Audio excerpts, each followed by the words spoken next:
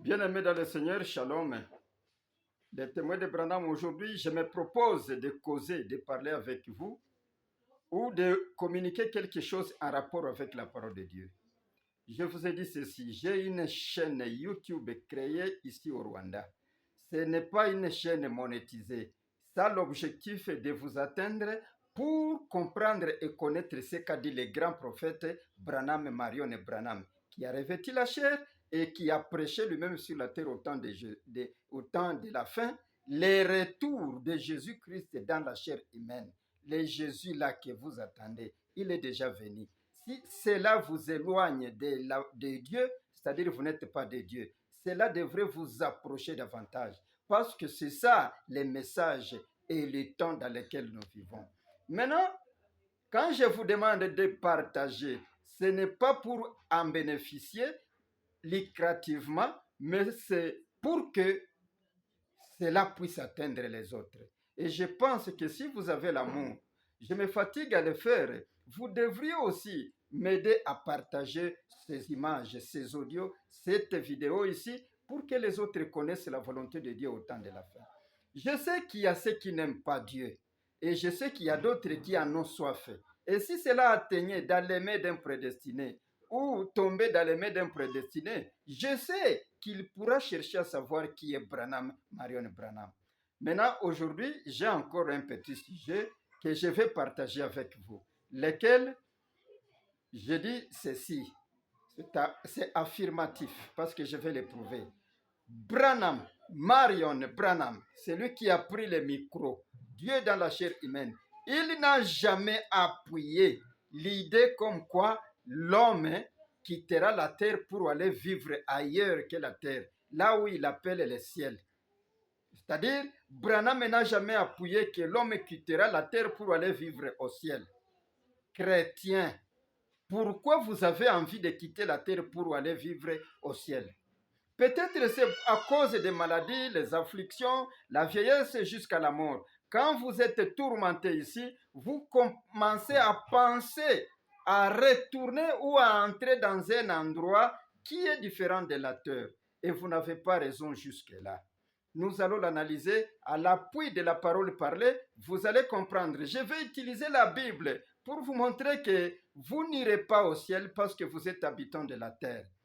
Voilà, bien-aimés, pour que vous puissiez comprendre cet énoncé, ou soit ma méditation, je vais d'abord poser la question, pourquoi Dieu a créé la terre et pour qui il a créé la terre? Nous savons que Dieu a créé beaucoup de choses. Il y a des visibles et des invisibles.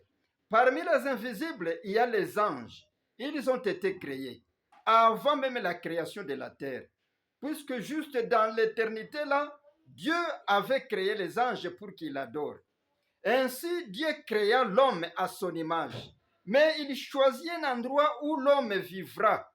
Il l'a déposé sur la terre. Il forma de la poussière de la terre son corps et il fit entrer l'homme et la femme dans ce corps-là, cet tissu sur la terre. Les anges, eux, nous ne connaissons pas où ils vivent. S'ils vivent sur Mercure, Vénus, Jupiter, Uranus, Saturne, je ne sais pas, ou ailleurs, nous n'avons pas d'idée, parce que ce sont des choses invisibles et ce sont des créatures invisibles. Mais les anges ne voudront jamais venir vivre sur la terre. C'est impossible. Leur corps, leur manière d'être, leur nature n'est pas compatible avec cette terre. Mais nous, les humains, notre nature, notre corps est compatible avec cette terre. Nous sommes les habitants de la terre. Ainsi donc, je ne comprends pas comment une fois une chèvre pourra dire, une vache pourra dire, je suis fatigué de vivre sur la terre, je vais cependant, cette fois-là, aller vivre au ciel. Et au ciel, c'est où? C'est ça le problème. Maintenant, bien-aimés, pour des raisons et d'autres, vous n'avez pas droit ou vous n'avez pas raison de dire que vous allez vivre ailleurs que la terre.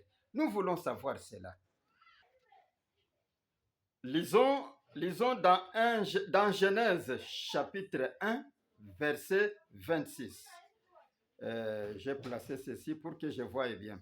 Puis Dieu dit, faisons l'homme à notre image, selon notre ressemblance, et qu'il domine les poissons de la mer, sur les oiseaux du ciel, sur les bétails de la terre et sur tous les reptiles qui rampent sur la terre.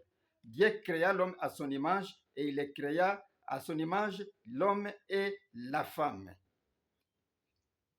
Écoutez, Dieu ajoute ceci.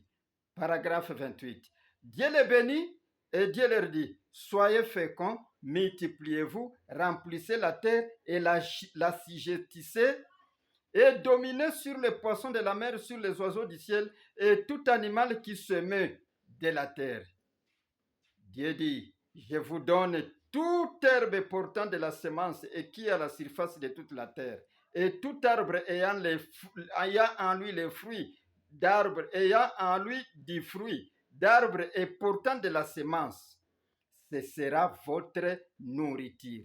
Et tout animal de la terre, tout oiseau du ciel et tout ce qui se met sur la terre, ayant en soi un souffle de vie, je donne toute herbe verte pour nourriture, et cela fit ainsi. Vous comprenez, bien-aimés, que les animaux et les humains, c'est-à-dire l'être humain, l'homme, ils sont créatures de la terre, doivent vivre sur la terre. À l'occurrence, l'homme, lui, domine sur tout ce qui existe sur la terre. Dieu lui a donné l'ordre de se multiplier et de remplir la terre en l'assujettissant, c'est-à-dire en la transformant, c'est-à-dire c'est son domaine sur la terre. Cela n'a pas été dit à l'ange, cela n'a pas été dit à autre créatures, les soleils, la lune, les étoiles, les invisibles. Cela a été dit à l'homme. L'homme est maître de la terre, Dieu de la terre. Maintenant, l'homme, toi qui es maître de la terre, pourquoi tu veux fuir cette terre pour aller ailleurs? Bien-aimés, quand je vous dis que la théologie a dupé les gens, vous dites que je suis contre la théologie. Mais aujourd'hui, je vais illustrer, je vais prendre ne fût-ce que 3 ou 4 versets bibliques pour vous montrer comment la théologie a mal interprété cela, et cela a mis dans les fidèles un espoir comme quoi ils quitteront un jour la terre pour aller quelque part.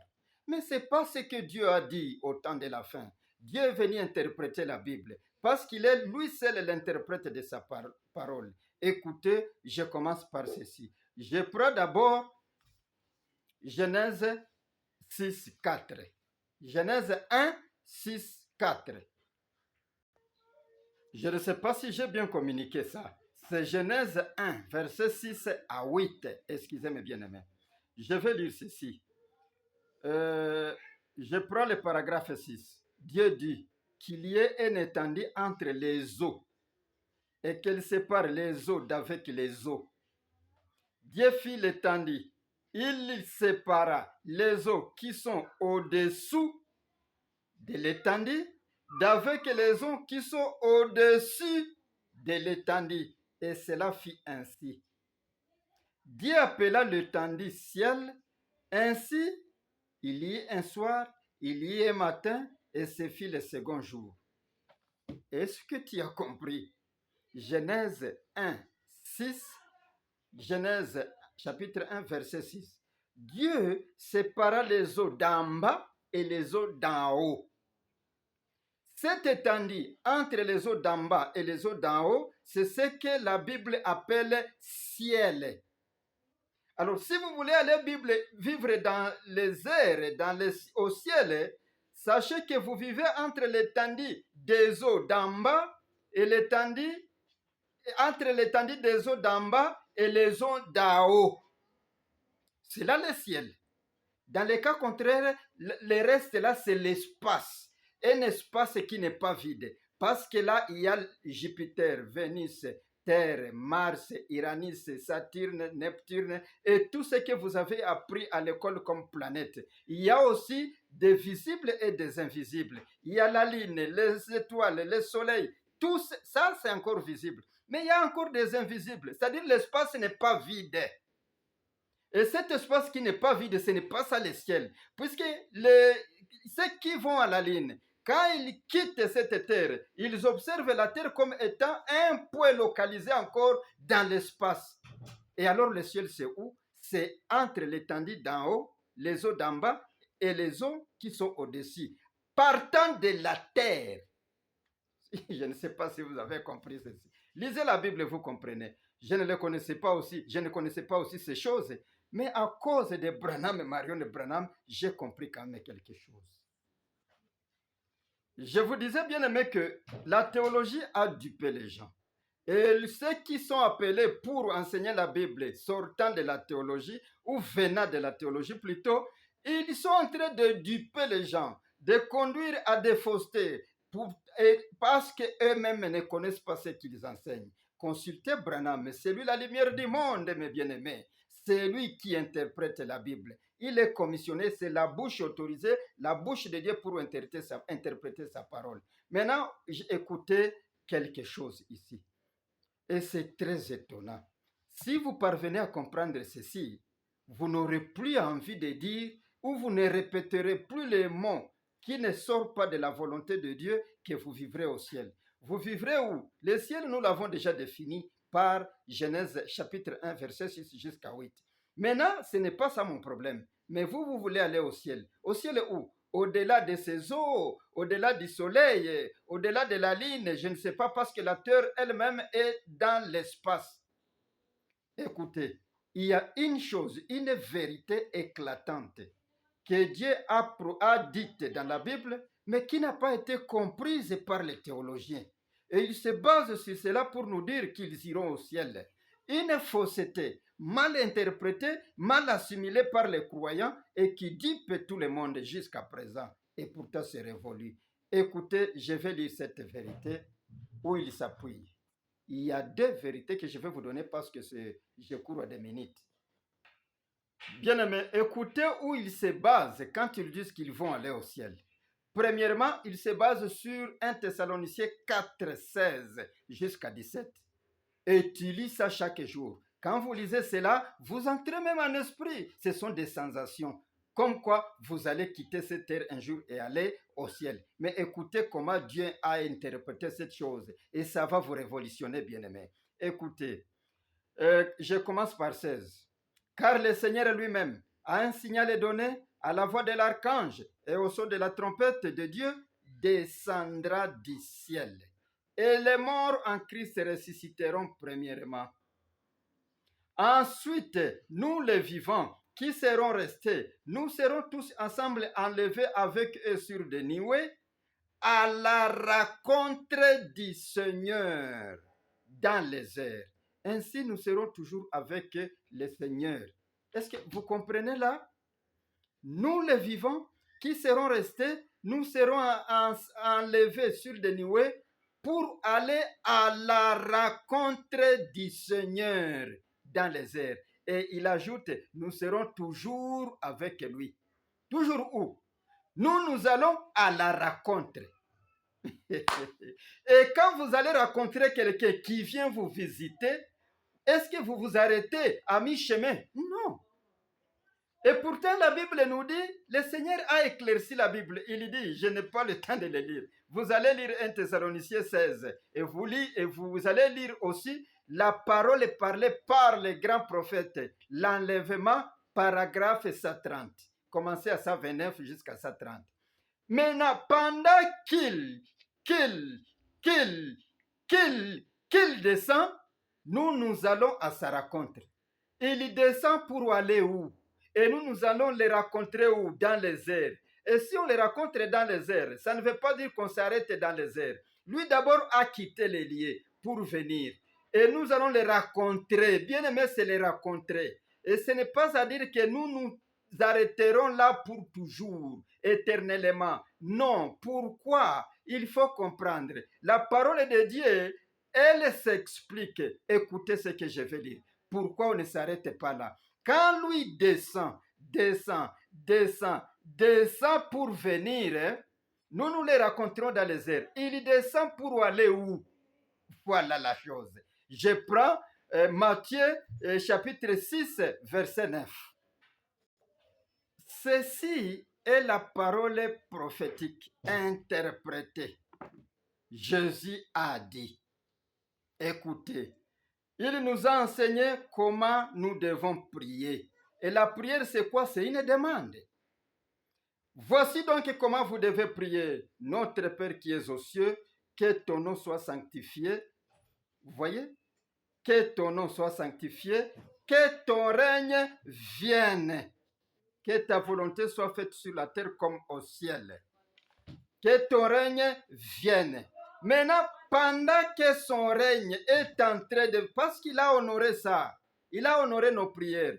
Pendant que son règne est en train de descendre, pendant que le règne vient avec les noms nouveaux de Jésus, pendant que Dieu descend pour venir sur la terre, nous allons à sa rencontre. L'objectif de Dieu de venir, c'est quoi? C'est s'établir sur la terre. Je vais le prouver d'abord par la Bible. Et vous verrez que vous avez mal compris les versets bibliques à cause de la théologie. Suivez Branham. Pendant que le règne descend, nous allons à sa rencontre. Et il n'y a pas de règne sans roi. Pendant que le roi descend, nous allons à sa rencontre. Pendant qu'il descend, il y a trois choses qui se passent. Le message est proclamé. La première chose, c'est quoi? Les cris de commandement. On vous donne l'ordre de quitter quelque part. On vous donne l'ordre de monter pour la rencontre. Et vous allez les rencontrer. Quand vous allez les rencontrer, c'est pour venir établir le royaume sur la terre. Maintenant, si le royaume sera établi sur la terre, vous allez au ciel où? Ici, avec 1 Thessaloniciens 4,16, ce n'est pas pour aller vivre ce n'est pas pour aller au ciel. C'est pour aller à la rencontre du Seigneur dans les airs, pendant qu'il descend. Et c'est notre prière depuis Jésus, que ton règne vienne, que ta volonté soit faite sur la terre comme au ciel. Si la volonté de Dieu sera faite sur la terre comme au ciel, c'est-à-dire, c'est une communication directe. Dieu est sur la terre et surtout que le roi doit descendre sur la terre. Et alors quand il est sur la terre, sa volonté sera faite sur la terre comme ça se fait au ciel. Au ciel, c'est où? Dans l'invisible. Et vous voulez aller vivre dans l'invisible pendant que le roi vous rencontre sur la terre. Je vous dis, si c'était un enseignement là quelque part, tu te réjouirais. C'est un bon enseignement celui-ci. Consultez la chaîne YouTube Branham Tabernacle au Rwanda. Il y a des choses bien aimées. Ce n'est pas pour un but lucratif, mais c'est pour que vous puissiez, que votre âme soit révolutionnée. Écoutez une deuxième écriture qui laisse perplexes les théologiens, de sorte qu'ils enseignent aux gens qu'ils iront vivre au ciel. Vous avez entendu la première écriture, comment Dieu l'a interprétée. Jusque-là, je n'ai pas encore cité les grands maîtres, mais j'ai dit ce qu'il m'a enseigné aussi. Écoutez, je prends Jean 14, 1, 3. Jean 14, 1, 3. Que votre cœur ne se trouble point. Croyez en Dieu, croyez en moi. Il y a plusieurs demeures dans la maison de mon Père. Si cela n'était pas, je vous l'aurais dit, je vais vous préparer une place. Et lorsque je m'en serai allé et que je vous ai préparé une place, je reviendrai et je vous prendrai avec moi, en fait que là où je suis, vous aussi, vous y soyez. Je vais vous préparer une place, en fait que là où je suis, vous aussi, vous y soyez. Mais il nous a déjà enseigné que son règne doit venir sur la terre. C'est ça notre prière. Est-ce que Dieu n'a jamais exaucé cette prière? Est-ce que Dieu n'exaucera pas cette prière? C'est notre prière, une recommandation. Dieu nous a recommandé de prier comme cela parce qu'il savait qu'un jour, il viendra établir son royaume sur la terre. Maintenant ici, il dit qu'il va nous préparer une place, en fait que là où il est, nous aussi nous y soyons. Maintenant, quand il descend pour venir établir son royaume, nous allons à sa rencontre. Il vient établir son royaume où? Sur la terre. Parce que la volonté de Dieu doit se faire au ciel comme sur la terre comme au ciel. C'est-à-dire là où il sera. Quand il vient établir son royaume, il sera sur la terre. Il prépare la terre pour que la terre soit compatible avec ce royaume de Dieu. Je ne dis pas le royaume céleste, le royaume de Dieu. Dieu descend pour établir son royaume sur la terre. Et quand il aura préparé toutes les choses, soit toutes les batteries sont en marche, et que les choses sont maintenant réelles, Dieu, Jésus, descendra pour venir s'établir sur la terre. Et quand il descend pour venir s'établir sur la terre, c'est là que nous montons à sa rencontre. Nous devons aller l'applaudir, nous devons l'accueillir, nous devons lui montrer que nous sommes heureux de le recevoir ici sur la terre, afin qu'il établisse son royaume. Et je m'en vais vous préparer une place, en fait que là où je suis. Il sera où? Dans son royaume. Quel royaume? Le royaume éternel qui sera établi sur la terre. Est-ce que tu as compris quelque chose? Je ne sais pas. Il faut que Branham vous éclaire. Et c'est ça ma prière et l'objectif même de vous éclairer comme ça. Bien-aimés, pour terminer, et si vous n'êtes pas convaincu par les trois écritures là, ou deux écritures que je viens de donner là, voici notre écriture. Cette fois-là, c'est sans précédent. Ça ne laisse pas des équivoques ou ça ne laisse pas des pertinences. Écoutez, je lis Apocalypse 21, 1, 3. Et tout cela vous prouve que Dieu vivra aussi sur la terre lorsque toute chose aura été renouvelée. Voilà pourquoi il dit, je m'en vais vous préparer. Je vais préparer quelque chose, un endroit où nous vivrons avec vous. Et pendant qu'il descend, nous allons à sa rencontre pour venir vivre avec le roi sur la terre, car sa volonté doit être faite sur la terre comme ça se fait au ciel. Écoutez maintenant Jean. Jean sait qu'il vit dans l'île de Patmos, dans Apocalypse 21, 1 jusqu'à 3. Je vis un nouveau ciel et une nouvelle terre.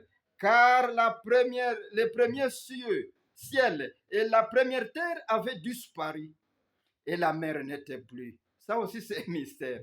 Quand on disséquera cela avec l'aide de l'Éternel, ce qu'il a dit, vous comprendrez. Et soyez d'abord intéressés à lire Branham, à écouter Branham, à l'aimer, parce que tout celui qui l'avait aimé a la vie éternelle.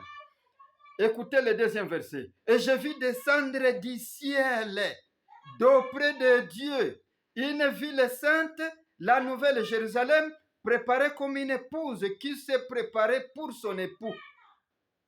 Et cette ville descend. Pour aller où?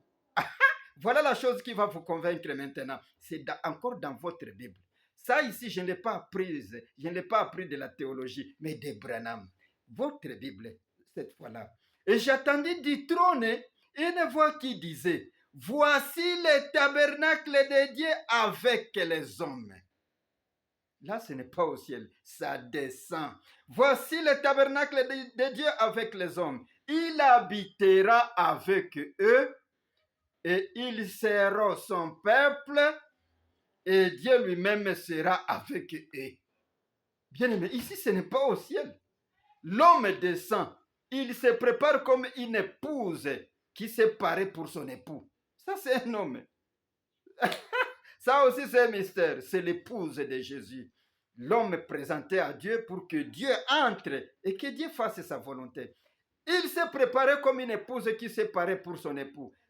Et une voix sort. Voici la demeure de Dieu. Voici là où Dieu est. Il vivra avec eux. Il sera leur Dieu et eux seront ses enfants. Ah, peut-être je n'ai pas bien lu ici. Et j'entendis du trône une voix forte qui disait, voici le tabernacle de Dieu avec les hommes. Il habitera avec eux, ils seront son peuple et Dieu lui-même sera avec eux. Il essuiera les larmes de leurs yeux et la mort ne sera plus. Il n'y aura plus ni deuil, ni cri, ni douleur, car les premières choses ont disparu. Les premières choses ont disparu. Si vous craignez, vous n'avez pas l'amour de vivre sur la terre à cause des souffrances, la mort, les afflictions, les maladies, ces choses-là seront disparues. Elles seront balayées et la terre sera un endroit beau à vivre. Pas au ciel, mon bien-aimé. Branham, Marion Branham, n'a jamais appuyé appuyer l'idée comme quoi l'homme doit changer sa nature, l'homme doit changer sa demeure, l'homme doit changer son domaine ou doit abandonner son domaine pour aller vivre ailleurs. Je dis ailleurs parce que ce n'est pas au ciel. Nous avons défini le ciel. Ailleurs, vous ne vivrez pas au Jupiter, au Mars, au Saturne. Vous ne vivrez pas avec les anges. Vous n'êtes pas compatible avec cela. Le Seigneur dit ceci. Le temps passe, mais j'allais lire quelque chose. Je termine, je prends Apocalypse, toujours Apocalypse 21, chapitre 21, verset, je continue jusqu'au verset 5. Et celui qui était assis sur le trône dit, voici j'ai fait toutes choses nouvelles. Et il dit, écris, car ces paroles sont certaines et véritables, bien-aimés. Ces paroles sont certaines et véritables. Ce que je vous dis, ce sont des choses certaines et véritables. Vous n'irez pas là-bas. C'est lui qui viendra établir son royaume sur la terre. Selon que vous avez commencé à prier comme cela depuis le premier âge jusqu'à la fin du 7e âge. Vous avez prié que ton règne vienne, que ta volonté soit faite sur la terre comme au ciel. Nous n'avons pas intérêt à aller là. Nous sommes créatures dites de cette terre. Il a fait toutes choses nouvelles et nous y habitons. Il n'y aura plus de pleurs parce que les premières choses ont disparu. Écoutez ce que les grands prophètes disent et je m'arrête là. Bon, puisque le temps passe, je ferai un autre exposé sur cela. Mais le Seigneur nous a dit, Branham a dit, nous avons été créés des humains sur la terre et nous vivrons sur la terre, c'est notre domaine. Nous avons été créés des hommes, nous ne serons jamais des anges, nous ne serons jamais des invisibles parce que nous vivrons sur la terre avec cette chair, mais la chair qui a revêtu l'incorruptibilité, c'est-à-dire la chair qui ne tombera plus malade, qui ne mourra plus, la chair qui n'est pas maudite. Puisque Genèse 3,19, la première chair là, qui a été causée par Satan, a été maudite. Nous avions été une semence de Satan parce que nous avons revêtu la chair qui est venue selon la volonté de Satan. Nous revêtirons encore une chair qui est exempte de microbes, exempte de maladies, de vieillesse, de la mort, une chair nouvelle qui nous aidera à vivre éternellement. Pourquoi? Parce qu'il dit, les premières choses ont disparu. Ainsi donc, Proverbe 18 dit quoi ici? Proverbe 18 dit ici, il est dit, le nom de l'Éternel est une tour forte. Les justes s'y réfugient et se trouvent en sécurité. Pour que vous entriez dans cet endroit éternel, vous devriez connaître le nom de l'Éternel. Parce que même Joël a dit, quiconque invoquera le nom de l'Éternel, c'est celui qui entrera dans ce ciel, sur cette terre nouvelle. Sans connaître le nom de l'Éternel, mon bien-aimé, vous êtes perdu. Vous mourrez, votre chair dans la chair va pourrir et votre âme va aller dans la 5e dimension chez le diable et sera toujours séparé éternellement ou toujours avec Dieu. Il n'y a plus autre moyen de vous aider, c'est vous approcher de Branham Marion Branham, le nom éternel qui nous est venu au temps de la fin, le nom nouveau de Jésus. N'a-t-il pas dit dans la Bible, Ésaïe 56 et 5, qu'il nous donnerait un nom éternel qui ne périra plus? Pourquoi? Parce que le premier nom est tombé en imprécation, malédiction.